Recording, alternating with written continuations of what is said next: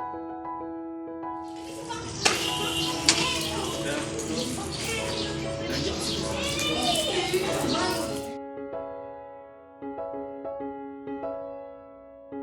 anak-anak, sebelum kalian mengikuti pelajaran seperti biasanya, kalian harus dicek suhu tubuhnya dulu dengan menggunakan termogan. Nanti maju satu-satu ya. Ayo Mbak Yuda. Oke, silakan masuk. Cindy, silakan masuk. Bima, 0,7 silakan masuk. 0,5 silakan masuk. Cindy, 0,0 silakan masuk. Warahmatullahi wabarakatuh. Waalaikumsalam warahmatullahi wabarakatuh. Gimana kabar kalian anak-anak? Sehat semuanya? Sehat. Baiklah, hari ini sebelum kalian mengikuti pelajaran seperti biasanya, marilah kita berdoa bersama-sama. Mas Hasan, silakan untuk memimpin doa pada teman-temannya. Silakan Mas Hasan. Sini lagi Mas. Oke, silakan. Klasik? Yes. Klasik? Oh yes. Klasik? Alhamdulillah sehat dan pintar luar biasa. Duduk siap, duduk. Teman-teman, sebelum kita mulai pelajaran, marilah kita berdoa bersama-sama. Berdoa mulai. Baik, supaya kita semuanya bersemangat, marilah kita menyanyi bersama-sama.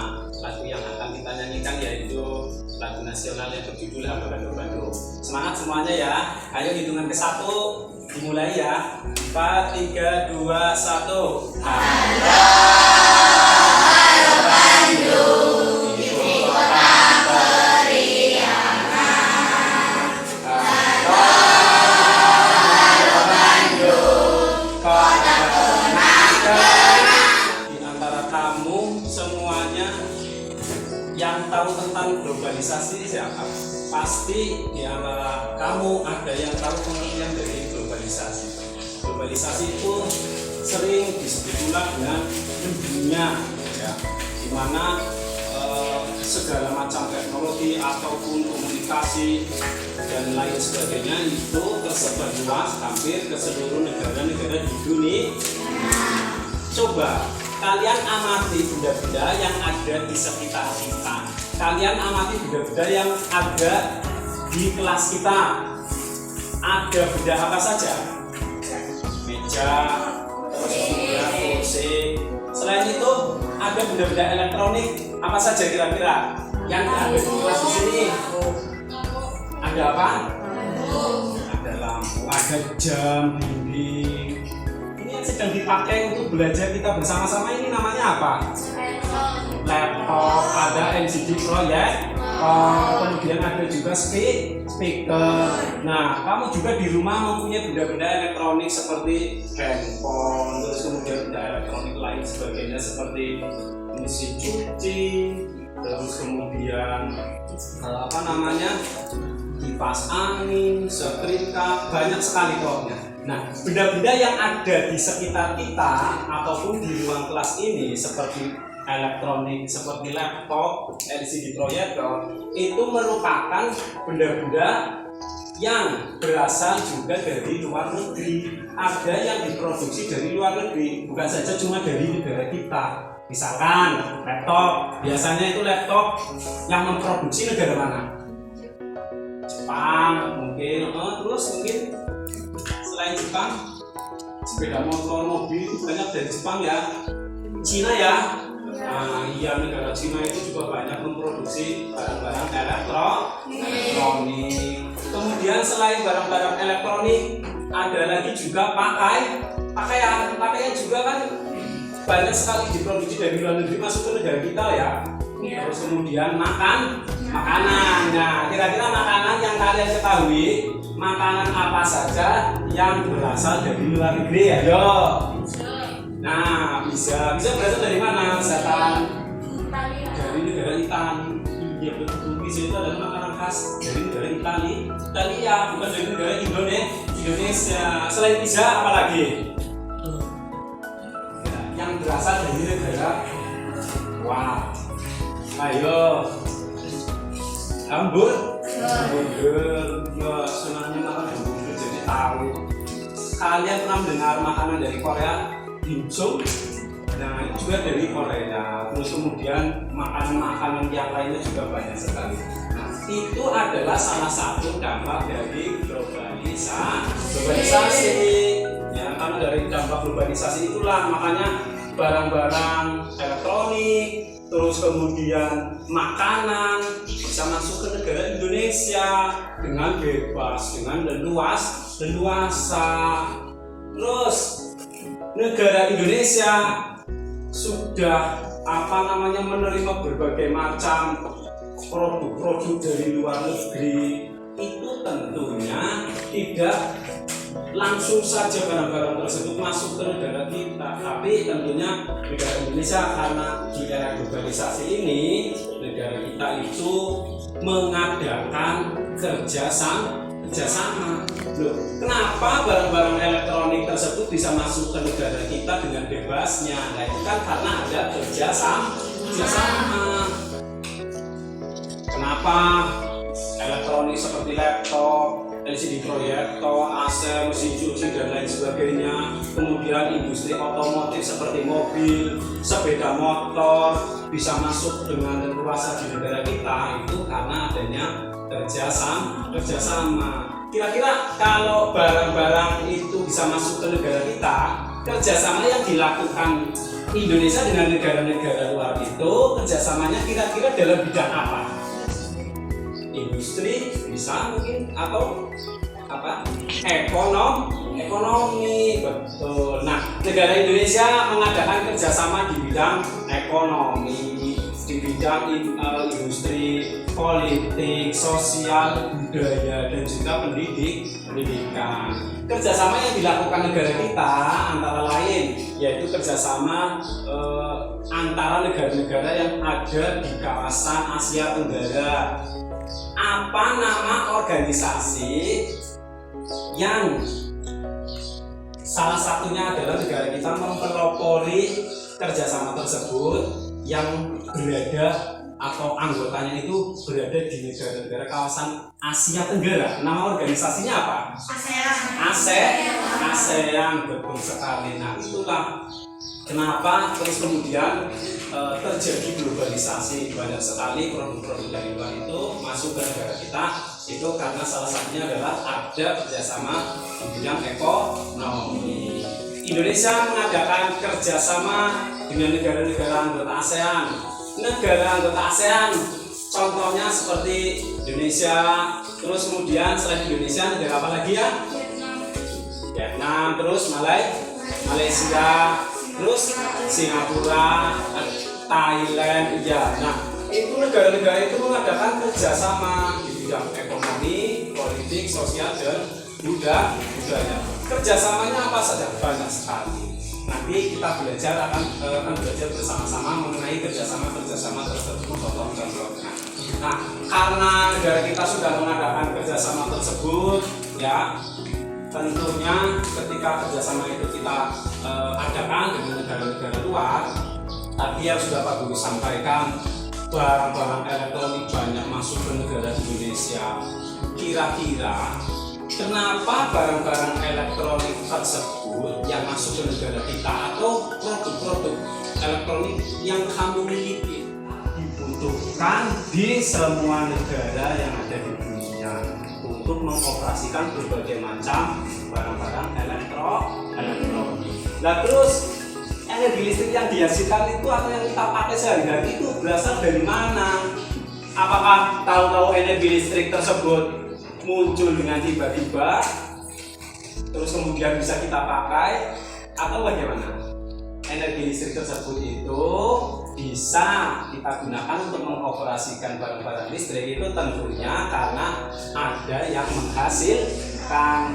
Energi listrik yang dihasilkan itu antara lain berasal dari sumber pembangkit listrik.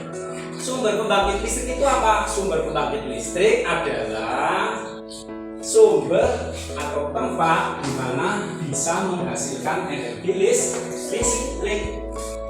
Salah satunya sumber energi listrik yang dimiliki negara kita adalah sumber energi listrik PLTA atau pembangkit listrik tenaga air. Selain PLTA, kira-kira ada lagi enggak? Ada ya. PLTU apa Mas Gita? Pembangkit listrik tenaga uap ya. Nah iya, kalau PLTU tenaga uap berarti sumber energi listriknya itu dihasilkan dengan bantuan dari tenaga uap. Ada lagi yang namanya PLTD, pembangkit listrik tenaga diesel, berarti itu juga dihasilkan dari bantuan tenaga diesel. Jadi banyak sekali. Untuk materi pelajaran hari ini nanti setelah kalian mempelajari tentang sumber pembangkit tenaga listrik, ya khususnya yaitu kamu akan mempelajari tentang bagaimana energi listrik itu bisa dihasilkan dari pembangkit listrik atau PLTA. Prosesnya itu bagaimana? Nah, ini Pak Guru tunjukkan skema atau proses energi listrik yang dihasilkan dari PLTA. Coba kamu lihat gambar ini. Ini gambar apa? Proses menghasilkan energi listrik dari PLTA. Betul. Nah, coba di sini kamu lihat gambar ini. Ada bagian-bagian atau komponen-komponen dari pembangkit listrik tenaga air. Nomor satu ini Pak Guru jelaskan ya. Nomor satu ini adalah bendungan atau waduk, ini yang dihidupkan air. Jadi yang namanya PLTA itu pasti komponen utama yang pertama itu adalah waduk atau bendungan. Bendungan ini atau waduk itu berfungsi untuk menampung air yang berasal dari sungai atau dari mana saja, itu ditampung lebih dahulu di bendungan. Kemudian komponen yang nomor 2 ini adalah apa ini? Ini adalah katup penutup dari bendungan yang berfungsi untuk apa? Mengatur masuknya air menuju pipa pesat ini, pipa yang menghubungkan ke turbin air ini. Jadi ini pintu masuknya itu lewatnya ke sini nanti airnya. Terus kemudian nomor 3 ini adalah tutupnya, tutup katup dari saluran air ini ke pipa pesat ini. Fungsinya adalah untuk mengatur kalau misalkan debit airnya itu terlalu banyak, maka akan tutup, dia tidak terlalu banyak. Misalkan kurang dibuka seperti itu. Jadi berfungsi untuk mengatur masuknya air menuju ke pipa pesat. Kemudian nomor 4 ini adalah pipa pesat. Pipa pesat itu berfungsi untuk supaya air itu masuk ke dalam sini, terus kemudian menuju ke turbin atau turbin air ini. Nomor 5 di sini ini adalah pipa penghubung ini, pipa pesat ini juga untuk mengatur dari debit air yang masuk. Terus kemudian nomor 7 ini adalah gambar apa ini? Turbin air. Jadi air yang masuk ke dalam pipa pesat ini kemudian akan menggerakkan turbin air. Kenapa listrik itu bisa dihasilkan dari PLTA? Ini karena apa? Karena air yang masuk itu bisa menggerakkan turbin air. Terus kemudian turbin air ini dihubungkan dengan generator. Ini nomor 8 itu adalah generator. Dalam generator ini terjadi arus bolak-balik. Dalam kumparan ini, generator ini ada kumparan, kemudian terjadi arus bolak-balik. Nah, dari arus bolak-balik yang dihasilkan ini melalui generator ini kemudian energi listrik. Jadi energi listrik yang dihasilkan dari PLTA ini adalah memanfaatkan energi potensial dari air. Jadi air itu kan di dalam bendungan ini letaknya tinggi, terus kemudian disalurkan melalui pipa pesat ini, airnya akan turun ke bawah ya. Kalau debit airnya tambah tinggi, berarti air yang mengalir ke bawah kan tambah cepat. Nah, itu memanfaatkan energi potensial air, kemudian dari energi potensial air ini kemudian berubah menjadi energi mekanik, yaitu di sini di turbin air ini menggerakkan turbin. Dari turbin air ini kemudian dihubungkan ke generator. Di dalam generator inilah kemudian akan terjadi arus bolak-balik yang bisa menghasilkan energi listrik. Nah, terus energi listrik yang dihasilkan kemudian akan disalurkan ke transformer atau trafo. Nomor ini, nomor berapa ini? 9 ya. Nah, nomor 9 ini adalah trafo atau transformer yang berfungsi untuk mengatur tegangan energi listrik yang dihasilkan oleh PLTA. Jadi energi listrik yang sudah dihasilkan itu tidak serta-merta bisa kalian pakai, tapi diatur dulu tegangannya. Karena apa? Energi listrik yang dihasilkan itu dikumpulkan dulu di sini dengan menggunakan transformer atau trafo. Tegangannya dinaikkan dulu, terus kemudian setelah tegangannya dinaikkan, tegangannya diturunkan lagi supaya nanti kemudian bisa disalurkan ke konsumen. Nah, proses penyalurannya itu nanti akan Pak Gus jelaskan lagi pada pertemuan selanjutnya ketika nanti membahas tentang bagaimana dan untuk mendapatkan tekanan energi yang besar. Jadi tadi pipa pesat itu gunanya untuk mengatur tekanan air supaya besar. Nomor 6, komponen nomor 6 yaitu katup pengatur turbin tadi nomor 6. Nomor 7 itu turbin air yang berfungsi mengubah energi potensial air menjadi energi gerak atau energi mekanik. Kemudian nomor 8, komponen nomor 8 itu adalah generator yang berfungsi untuk menghasilkan energi listrik dari energi gerak tadi yang sudah dihasilkan oleh turbin air. Dan yang 9 yaitu transformer atau trafo yang berfungsi untuk transfer energi listrik antar dua sirkuit dengan induksi elektromagnet tadi yang terjadi arus bolak-balik yang di dalam kumparan. Terus komponen nomor 10 yaitu saluran transmisi penyalur energi listrik ke konsumen. Jadi energi listrik yang sudah dihasilkan itu kemudian akan disalurkan kepada konsumen.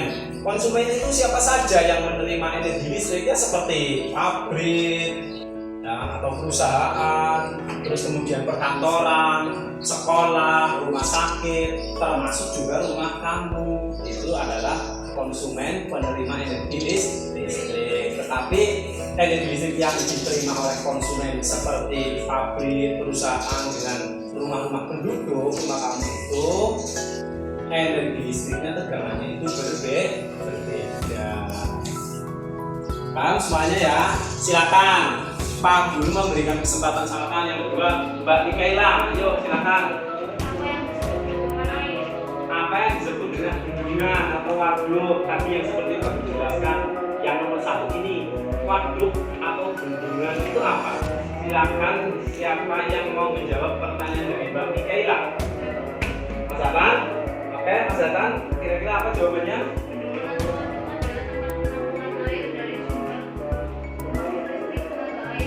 Bendungan atau waduk adalah tempat untuk menampung dari sumber pembangkit listrik tenaga air. Oke, bisa. Terus ada lagi pertanyaan? Selanjutnya siapa? Mas Bagus mau bertanya?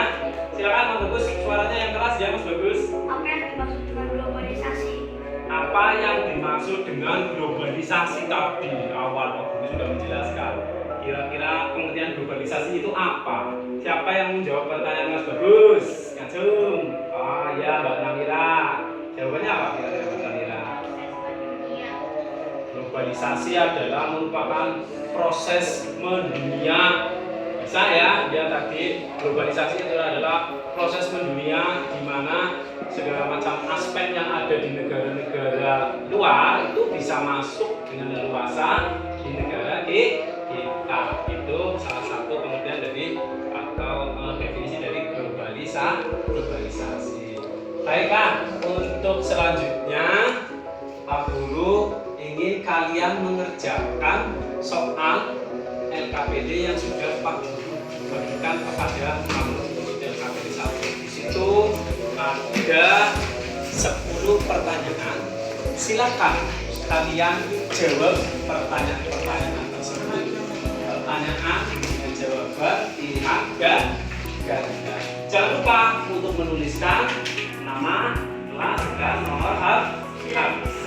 Oke, silakan bisa dimulai.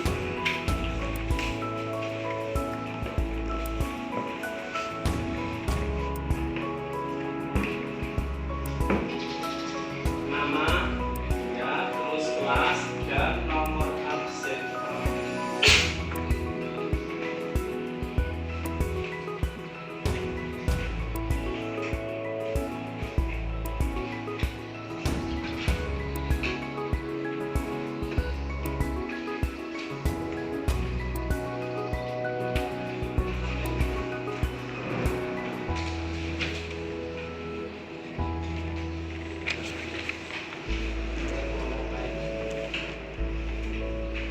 Yang belum udah ada.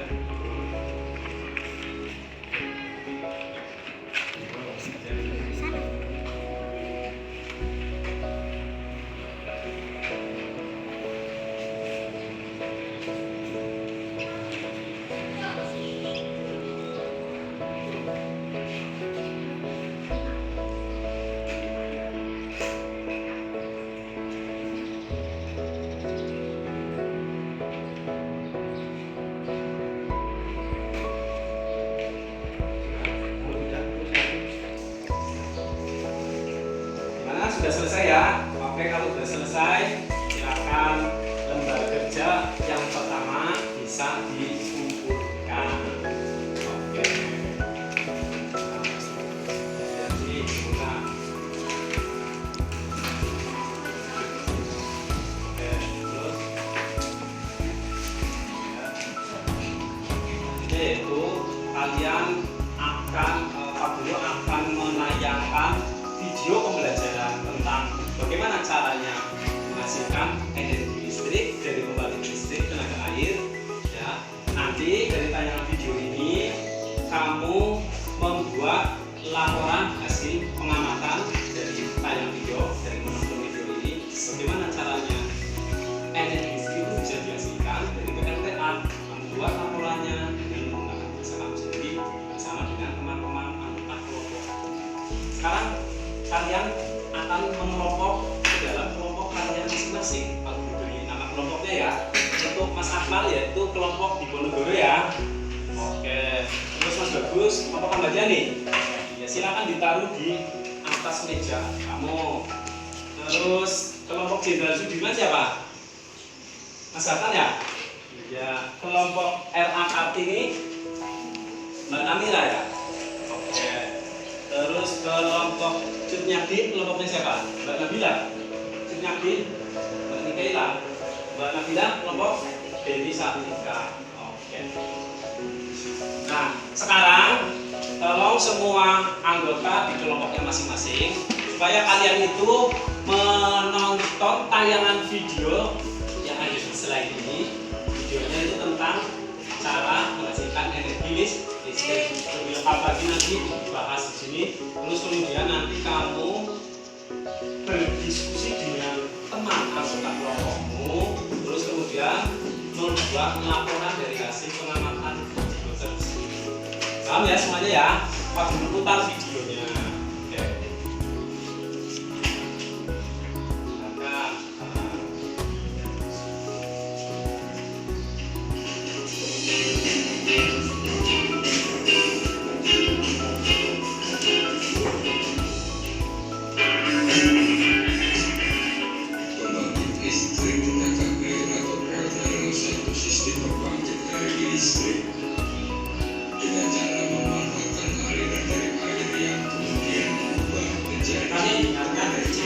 Prosesnya ya, prosesnya bagaimana? Tadi seperti yang Pak Guru Sistem yang sangat sederhana dan yang paling penting adalah limpahan atau bawah air. kalian bisa membuat cara kelihatan ya, katakan nantinya untuk membuat laporan. Jadi ketika tayangan ini, kamu bisa mencatat informasi-informasi yang penting ya. Jadi tayangan video itu yang nanti kan selanjutnya akan dibuat laporan hasil pengamatan kami. Ya, dibutuhkan misalkan mengubah energi potensial air dari bendungan atau air terjun menjadi energi mekanik dengan bantuan turbin air, dan dari energi mekanik diubah menjadi energi listrik berfungsi melahirkan permukaan air untuk menciptakan tinggi cakup air. Selain menyimpan air, bendungan juga dibangun dengan tujuan untuk menyimpan energi. Intake adalah pintu air yang berguna untuk memasukkan aliran air menuju turbin melalui pipa besar. Pipa besar adalah saluran pipa air yang menuju ke turbin. Di dalam pipa ini tekanan air akan naik. Turbin berfungsi untuk mengubah energi potensial menjadi energi mekanik. Air akan memutar sudut-sudut dari turbin sehingga turbin berputar. Perputaran turbin ini kemudian dihubungkan ke generator.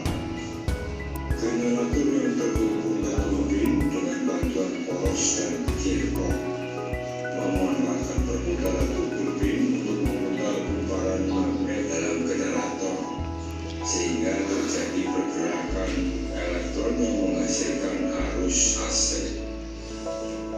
Trafo digunakan untuk menaikkan tegangan arus bolak-balik agar listrik tidak banyak terbuang saat dialirkan melalui transmisi. Trafo yang digunakan pada proyek ini adalah trafo step up. Transmisi berguna untuk mengalirkan listrik dari PLTA ke rumah-rumah atau industri. Sebelum listrik dipakai oleh rumah atau industri, tekanan pencemaran. PLTA dapat dipadukan dengan program lainnya seperti irigasi dan perikanan. PLTA juga dapat mendorong masyarakat agar dapat menjaga kelestarian hutan dan ketersediaan air juga terjamin.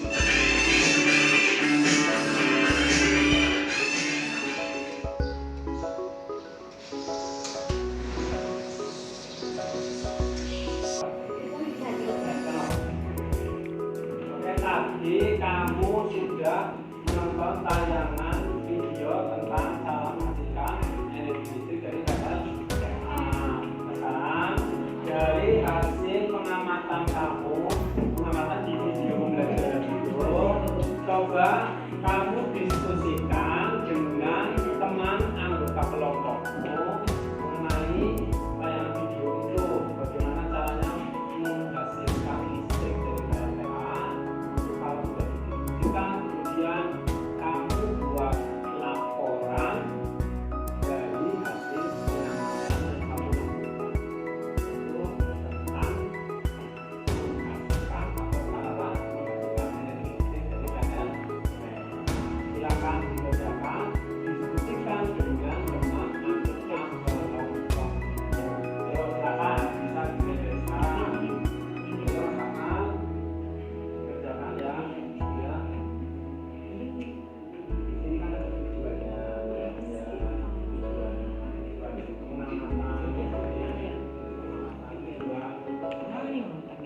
nanti kamu membuat laporan dari hasil pengamatan kamu. Kalau tanya itu juga dibuat di laporan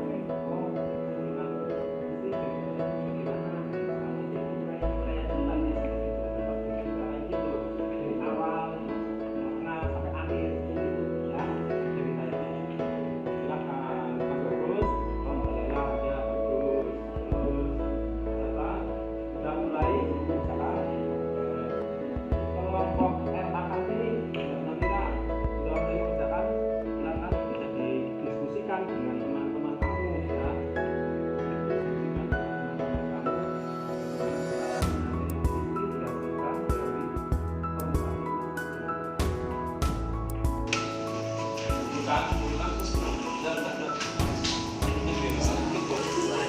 Sekarang laporan hasil pengamatan video pembelajaran sudah kalian kerjakan bersama dengan teman anggota kelompokmu, bisa dikumpulkan.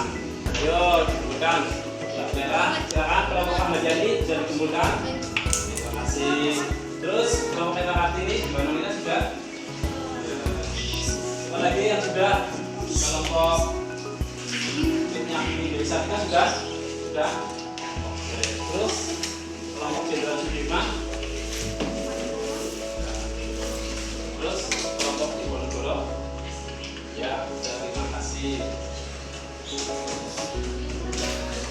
tadi kalian sudah mempelajari tentang materi dari awal sampai akhir, terus kemudian materi tentang bagaimana caranya menghasilkan energi listrik dari pembangkit listrik tenaga air. Terus kemudian tentang globalisasi tadi sudah dibahas juga di awal. Globalisasi merupakan proses yang mendunia. Karena globalisasi juga kemudian banyak sekali benda-benda atau barang-barang yang bisa keluar masuk atau masuk ke negara kita dari luasa, seperti barang-barang elektronik, otomotif, dan lain sebagainya. Terus kemudian lagi juga di era globalisasi ini negara kita itu mengadakan kerjasama dengan negara-negara anggota ASEAN. Kerjasamanya di bidang apa saja? Ekonomi, kemudian politik, sosial, budaya, pendidikan. Ya, itu contoh-contoh kerjasama di bidang atau bidang-bidang yang dilakukan negara Indonesia dengan negara-negara anggota ASEAN. Mempelajari materi pembelajaran masih tentang konversi energi listrik atau perubahan bentuk energi listrik. Tapi nanti kalian akan mempelajari tentang bagaimana caranya energi listrik yang sudah dihasilkan dari pembangkit listrik tenaga air, terus kemudian bagaimana cara penyalurannya atau disalurkan ke konsumen seperti pabrik, perusahaan, terus perkantoran, sekolah, rumah sakit, dan rumah-rumah penduduk. Saya kira untuk pertemuan hari ini telah cukup sekian. Insya Allah nanti kita akan bertemu lagi pada pembelajaran selanjutnya. Sebelum pembelajaran kami mengakhiri, marilah kita berdoa bersama-sama sesuai dengan agama dan kepercayaan kita. Berdoa mulai.